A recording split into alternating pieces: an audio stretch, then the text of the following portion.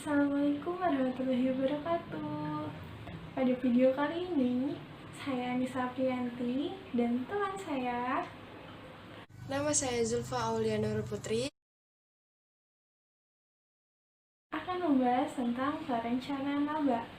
Kita akan berfokus pada tahap-tahap yang dilakukan oleh organisasi bisnis untuk mencapai tingkat laba yang diharapkan.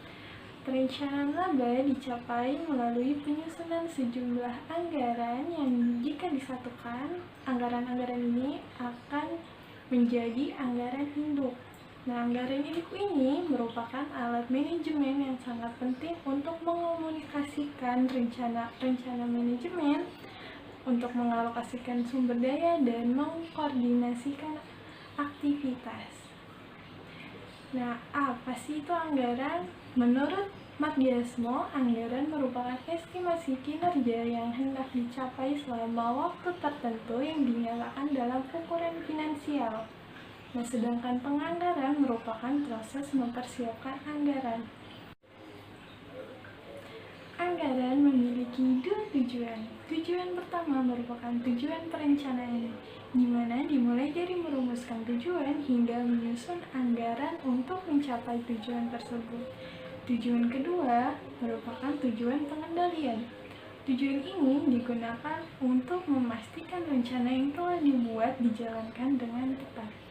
Sistem anggaran yang efektif harus mencakup dua hal tersebut, perencanaan dan pengendalian.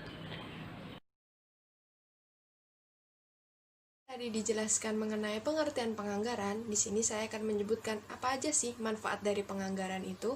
Yang pertama, sebagai alat komunikasi manajemen. Kedua, sebagai alat pemecahan secara darurat saat nanti adanya masalah di masa depan.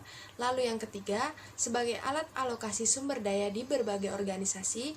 Yang keempat, sebagai pengungkapan potensi masalah sebelum masalah itu terjadi. Selanjutnya, ada mengkoordinasikan aktivitas seluruh organisasi agar orang-orang dalam organisasi tersebut berada di tujuan yang sama. Akhir, sebagai alat untuk mengevaluasi kinerja selanjutnya. Larson, pendekatan partisipatif merupakan program penganggaran yang paling berhasil. Apa sih yang dimaksud dengan pendekatan partisipatif? Berikut adalah bagannya.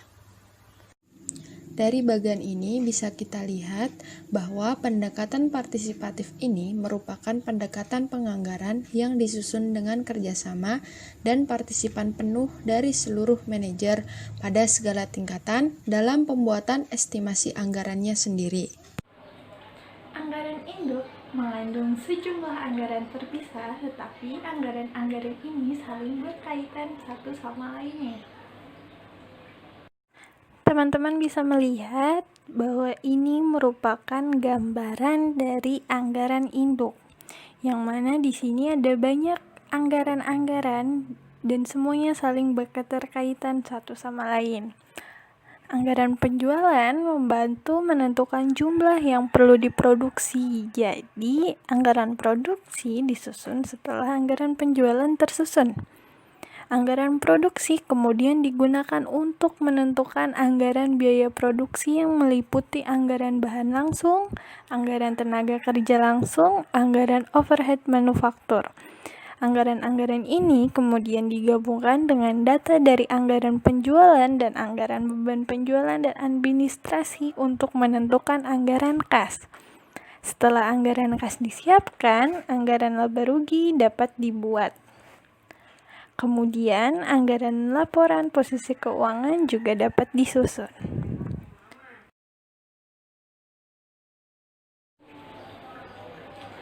Langkah pertama dalam proses anggaran adalah menyiapkan anggaran penjualan.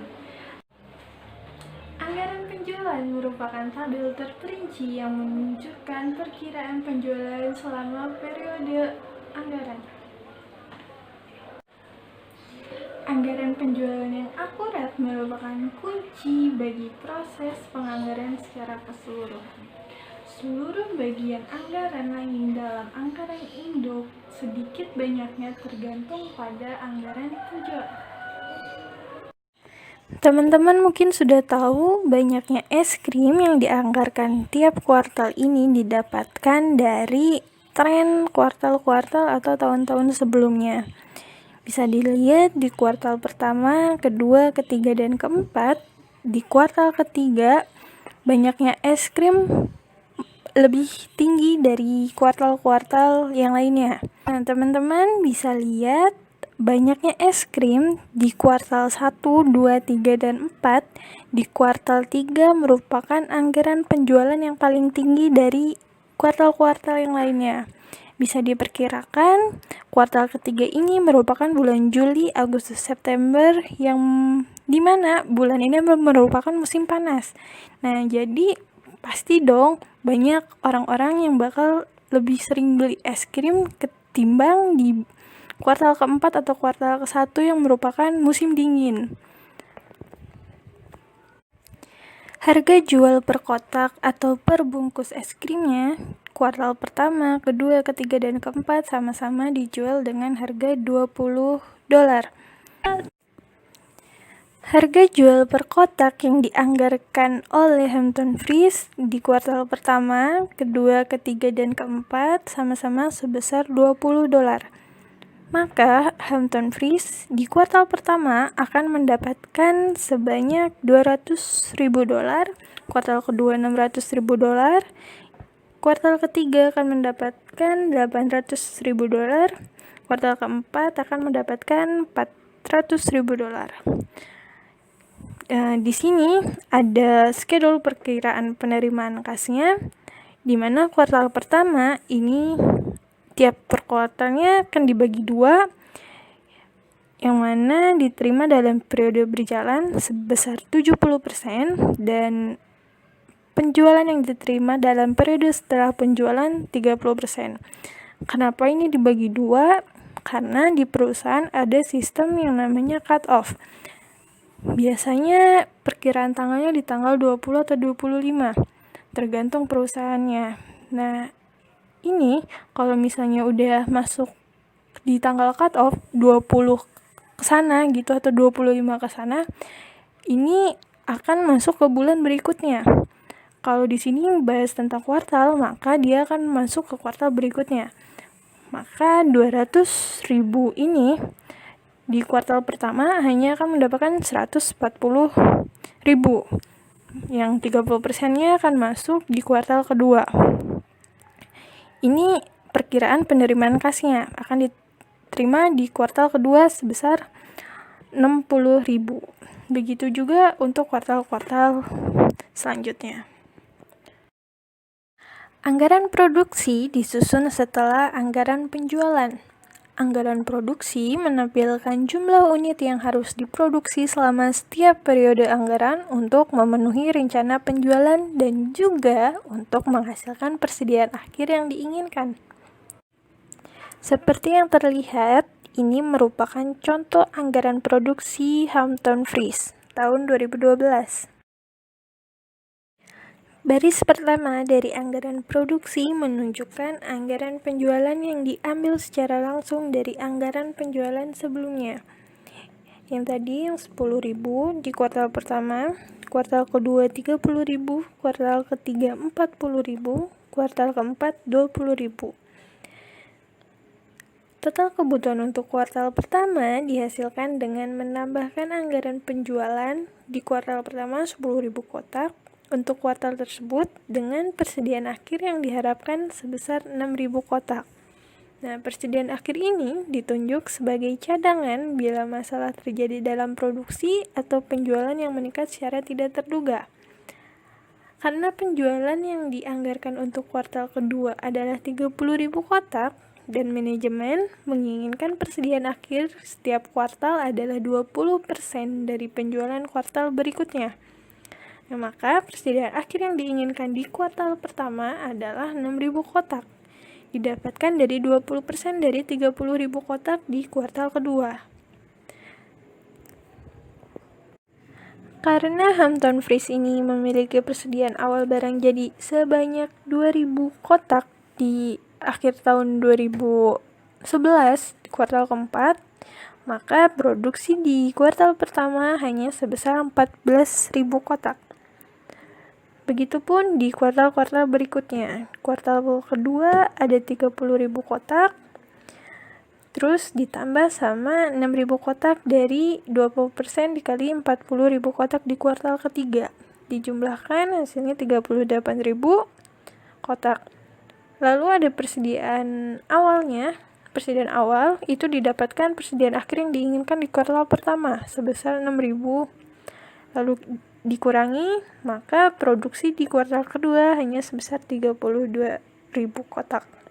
Begitupun kuartal 3 dan 4.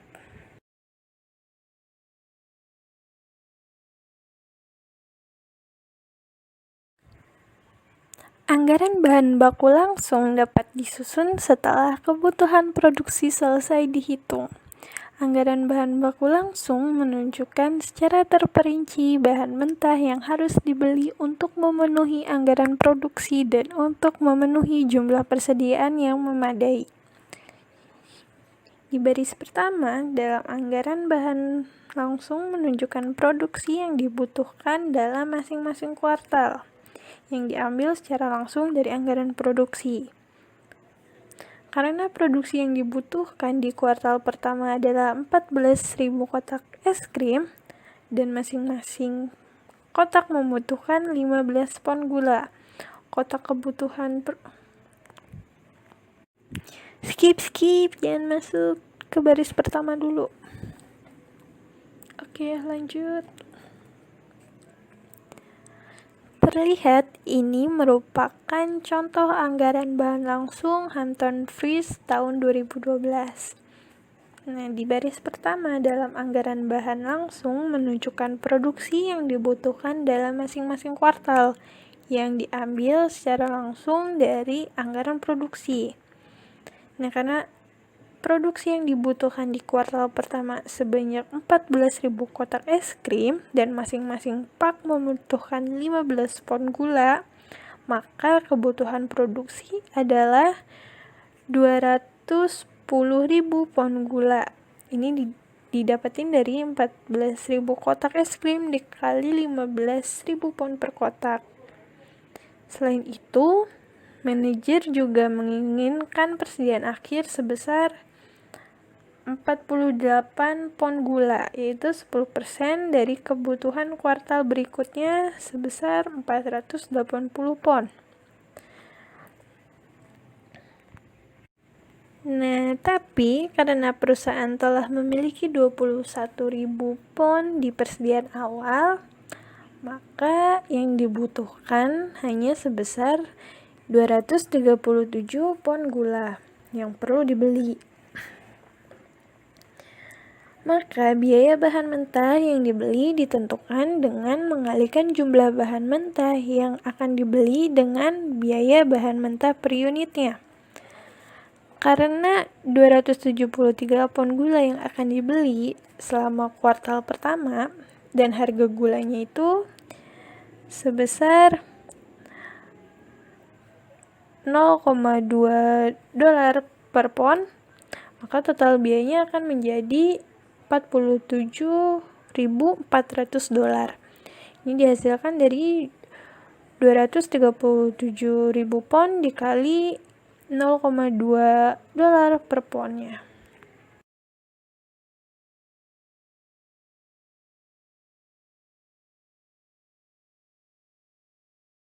Kalau tadi kita sudah membahas tentang anggaran produksi dan anggaran bahan baku langsung, itu merupakan anggaran yang disusun oleh perusahaan manufaktur. Tapi gimana kalau misalnya perusahaan dagang? Nah, perusahaan dagang itu menyusun anggaran pembelian barang dagang, yang mana anggaran ini menunjukkan jumlah barang dagang yang akan dibeli dari pemasok selama periode tertentu.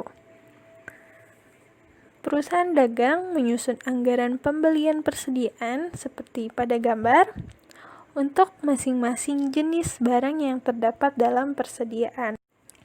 Misalnya, saya memiliki usaha dagang yang menjual produk-produk IT. Maka, usaha dagang saya ini harus menyusun anggaran pembelian persediaan laptop dan anggaran pembelian persediaan komputer. Anggaran tenaga kerja langsung menunjukkan jumlah jam tenaga kerja langsung yang dibutuhkan untuk memenuhi anggaran produksi.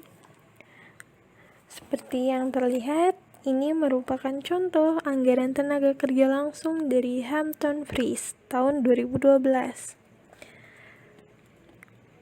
Di baris pertama, permintaan produksi dalam kotak. Di kuartal pertama ada 14.000, kuartal kedua 32.000, kuartal ketiga 36.000, kuartal keempat 19.000. Di baris kedua ada jam tenaga kerja langsung yang dibutuhkan tiap kotak es krimnya. Baik di kuartal pertama, kedua, ketiga, dan keempat sama-sama membutuhkan 0,4 jam tenaga kerja langsung per kotaknya. Maka dikalikan jam tenaga kerja yang dibutuhkan di kuartal pertama itu sebanyak 5.600 jam. Biaya tenaga kerja langsung per jamnya baik di kuartal 1, 2, 3, dan 4 sama-sama sebesar $15. Maka tinggal dikalikan dengan total jam tenaga kerjanya. Hasilnya di kuartal pertama membutuhkan total biaya tenaga kerja langsung sebesar $84.000. Kuartal kedua, ketiga, dan keempat perhitungannya juga sama. Maka di tahun 2012 ini anggaran tenaga kerja langsungnya totalnya sebanyak $660.000. Anggaran overhead manufaktur menunjukkan skedul seluruh biaya BOP pada periode anggaran tersebut. Terlihat, ini merupakan contoh anggaran overhead manufaktur Hampton Freeze tahun 2012. Hampton Freeze ini, biaya overhead manufakturnya dipisahkan menjadi komponen biaya tetap dan komponen biaya variabel. Komponen biaya variabelnya sebesar $4 per jam tenaga kerja langsung dan komponen biaya tetapnya sebesar $60.600 per kuartal. Nah, karena komponen biaya variabel dari overhead manufaktur bergantung pada tenaga kerja langsung, baris pertama anggaran overhead manufaktur menunjukkan anggaran jam tenaga kerja langsung dari anggaran tenaga kerja langsung yang sebelumnya sudah dibahas. Anggaran jam tenaga kerja langsung pada setiap kuartal dikalikan dengan tingkat overhead variabel untuk mendapatkan komponen biaya overhead manufaktur variabel. Seperti pada gambar, overhead manufaktur variabel untuk kuartal pertama adalah 5.600 jam tenaga kerja langsung dikali $4 per jam tenaga kerja langsung, hasilnya $22.400. Angka ini ditambahin ke overhead manufaktur tetap untuk kuartal pertama sebesar $60.600. Maka di kuartal pertama total overhead pabriknya sebesar $83. Seperti yang kita tahu bahwa sebagian biaya overhead ini bukan merupakan arus kas keluar, maka total biaya overhead pabrik yang digambarkan seperti yang ditampilkan harus disesuaikan untuk menentukan pengeluaran kas untuk overhead pabrik. Nah, kalau di Hampton Freeze ini satu-satunya biaya overhead pabrik yang bukan kas, non-kas, yang signifikan itu merupakan depresiasi sebesar $15.000 per kuartalnya. Nah, depresiasi non-kas ini dikurangkan dari total overhead pabrik yang dianggarkan untuk menentukan perkiraan pengeluaran kas. Nah, jadi tadi total overhead pabriknya 83.000 dikurangi depresiasinya tiap kuartal itu sebesar 15.000. Maka kas yang dikeluarkan untuk overhead pabrik sebesar $60.000 68. Maka pengeluaran kas untuk overhead pabriknya sebesar 68.000. Begitupun perhitungan untuk kuartal 2, 3, dan 4. Selanjutnya ada penyusunan untuk persediaan akhir barang jadi.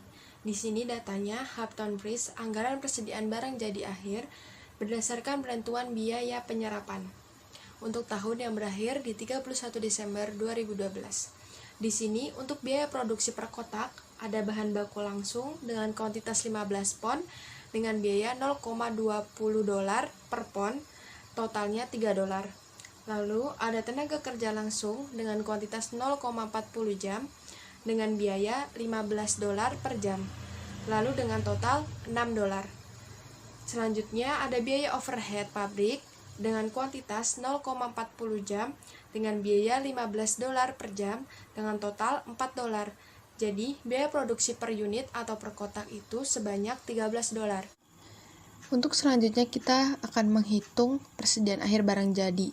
Nah, di sini kita lihat dulu persediaan akhir barang jadi dalam kotak, lihat schedule 2 itu sebanyak 3.000. Nah, untuk biaya produksi per unitnya itu adalah $13. Sudah kita hitung di perhitungan atas ya. Nah, untuk menentukan persediaan akhir barang jadi, kita kalikan 3.000 dikali $13, hasilnya sebanyak $39.000.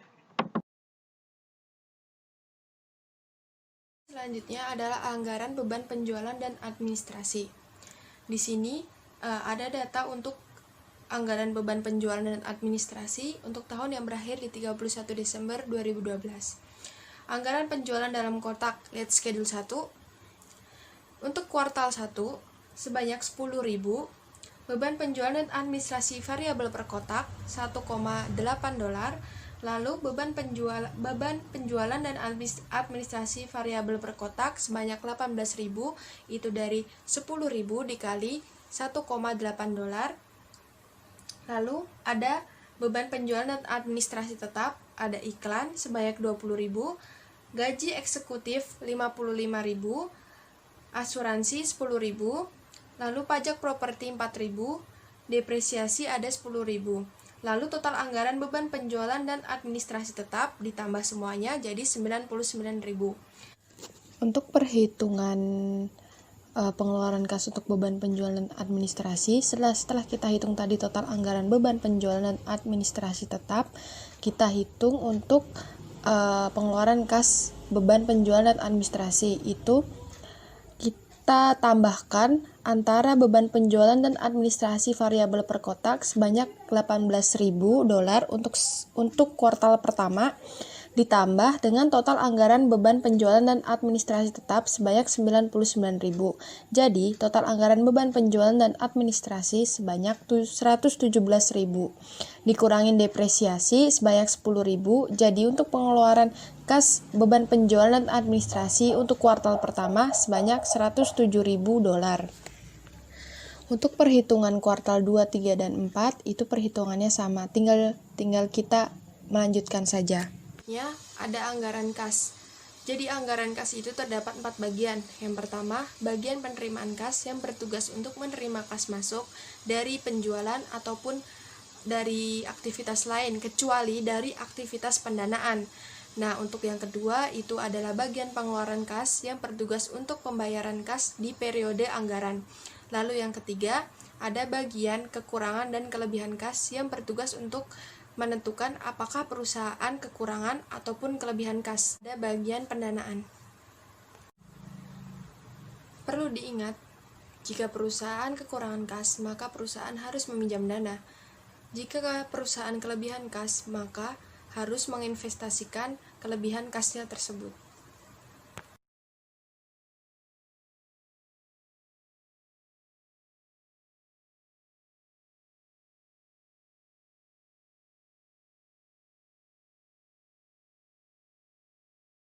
Pinjaman dana akibat dari kekurangan kas bisa dilihat dari perhitungan berikut.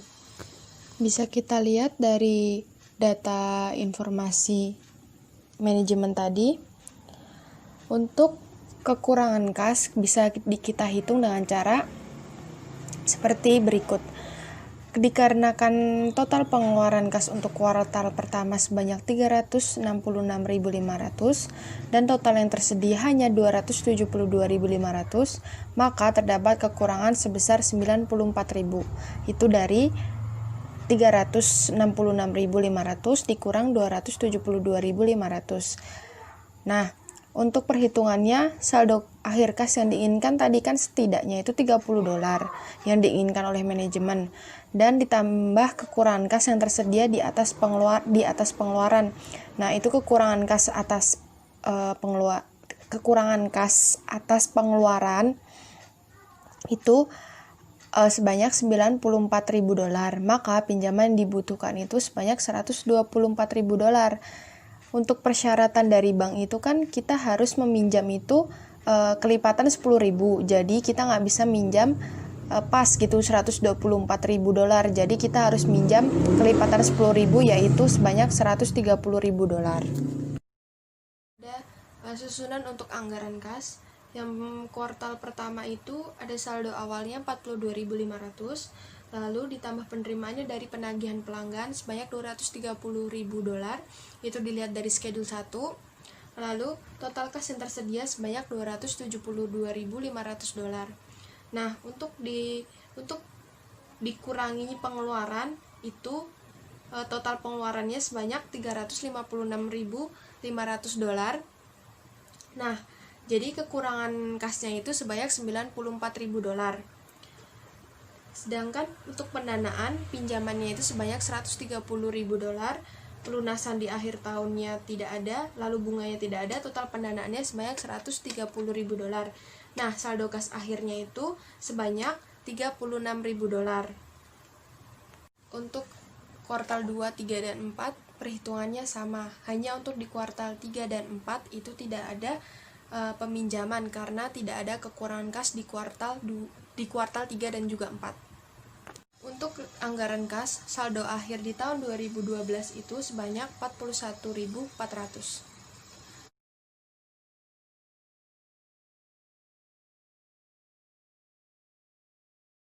Laporan laba rugi. Untuk penjualan sebanyak 2 juta, harga pokok penjualan sebanyak 1.300.000, jadi margin brutonya 2 juta dikurangin 1.300.000 sebanyak 700.000. Lalu beban penjualan dan administrasi sebanyak 576.000, jadi laba operasi netonya sebanyak $124.000. Beban bunganya 21.900, untuk laba netonya 124.000 dikurangin 21.900 sebanyak $102.100. Nah, untuk 100.000 kotak yang terjual itu dikali $13 dari biaya produksi per unitnya, itu jadi harga pokok penjualannya itu 1.300.000.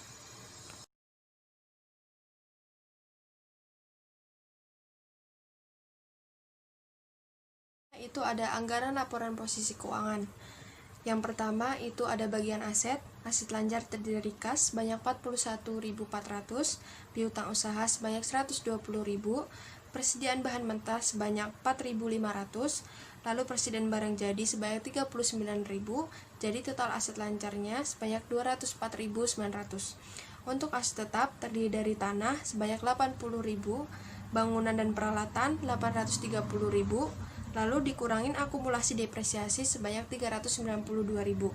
Jadi total aset tetapnya itu $518.000. Total asetnya sebanyak 722.900. Untuk liabilitas dan ekuitas pemegang saham, liabilitas lancar dari utang usaha bahan mentah sebanyak 27.900. Untuk ekuitas pemegang saham biasa tanpa nilai pari sebanyak $175.000, lalu ada saldo laba sebanyak $520.000.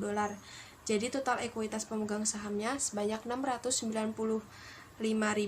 Lalu total liabilitas dan ekuitas pemegang saham sebanyak $722.900.